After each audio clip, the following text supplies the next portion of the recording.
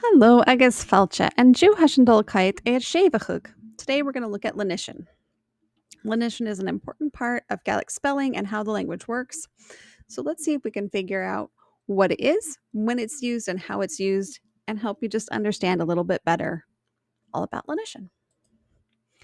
So to start off with at the beginning about what it is, so Lenition is a change in sound of a consonant that's marked in spelling by adding an H after the consonant.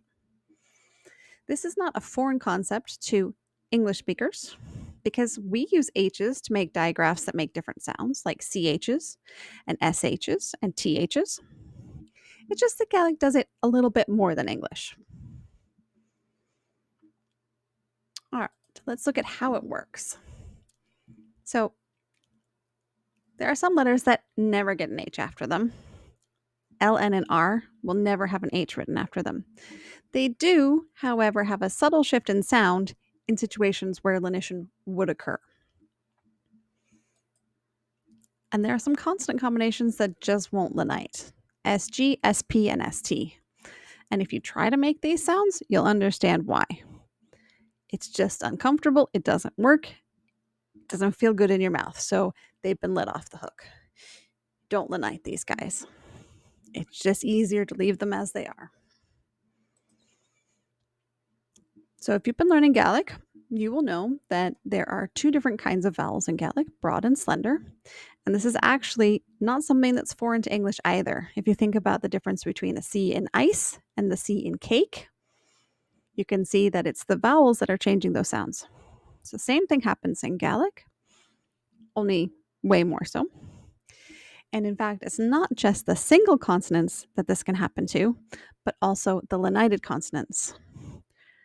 So if we look at loch, the CH in loch versus the CH in a hiet, we can hear that those are two different sounds. And it's just one is broad, loch, and one is slender, a hiet.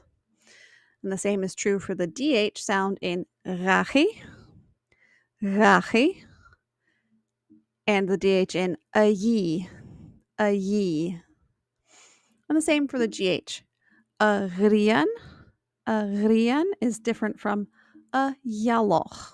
And it's just those three. Most of them just have one sound. So BH, most of the time we'll say volcano. Occasionally in the middle or the end of a word, it'll be more of a W sound or silent. So look out for that. But if you have to guess a V sound. Anjorak. FHs don't make any sound. Anjorak. There's one or two exceptions. But again, if you have to guess no sound because you're most likely to be right. If you're having trouble saying those F words without the F sound when they get lenited, I like to think of it as like you're playing head, shoulders, knees, and toes, but then you stop saying head, but you still have to touch your head and you're still singing it inside your head so that you can keep going with the rest of the song.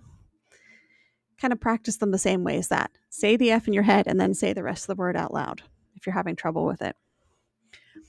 MH makes a V sound as well, matin va.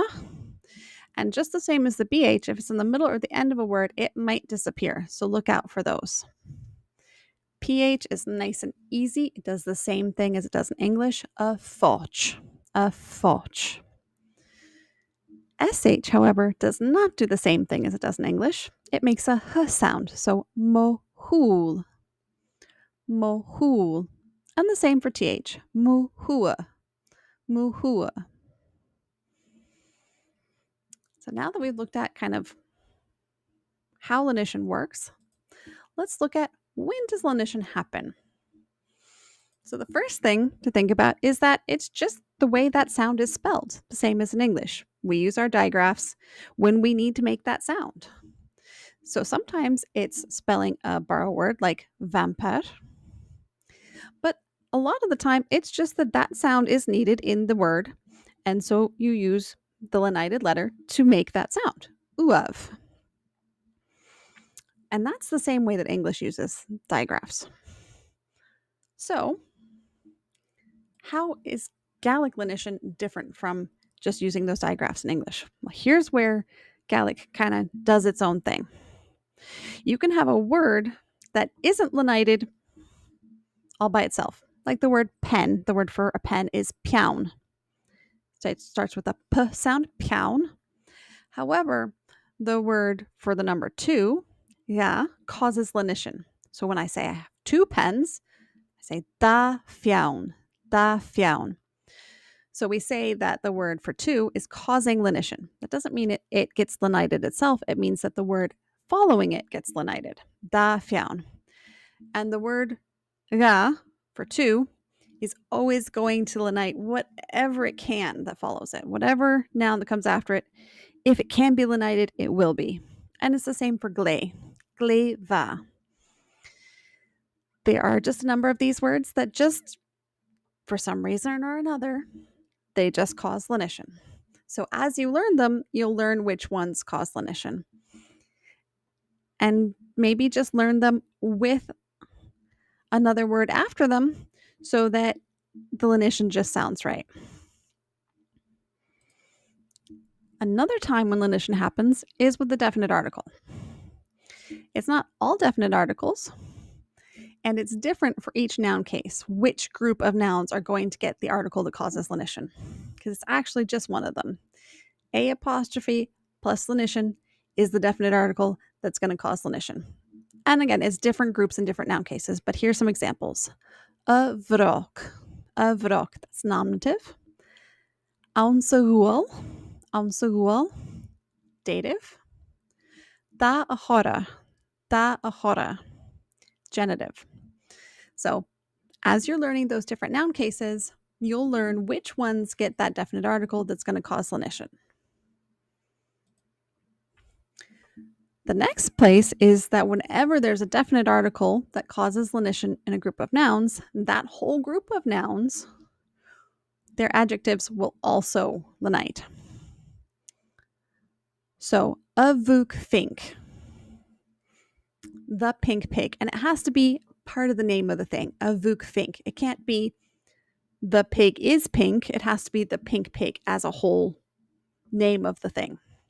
And like I said, this works for other nouns that are in that group that aren't actually getting the lenition. So a vuk fink, in the nominative case, this is feminine nouns. They're the ones that get the a apostrophe plus lenition. It's a particular subset of them that actually get the a apostrophe plus lenition, but all of them will get lenition in their adjectives, all of the feminine nouns.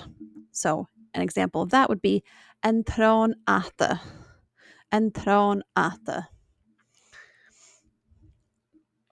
So it's the same for all of these. They will get the lenition for that whole group, even though it's just a subset of it that's getting the a apostrophe plus lenition. So a dative example is aunsavata vek. And a genitive example is langen en e vor. So we're getting that lenition in the adjectives as well for the whole group. There are other grammatical situations where lenition will happen. There's a bunch of them. So, for example, indefinite genitive plurals are lenited. So, tai votoch.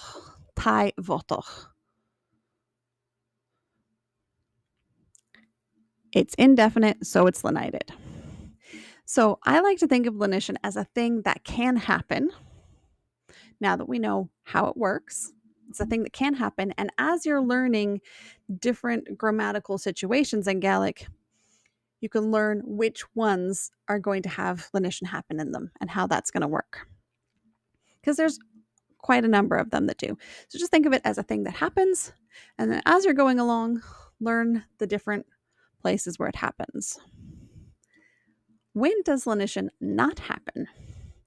I'm sure if you've looked at Gaelic a bit, you may have seen something where you're like, but that word causes lenition, or in that situation, there should definitely be lenition, and there's not.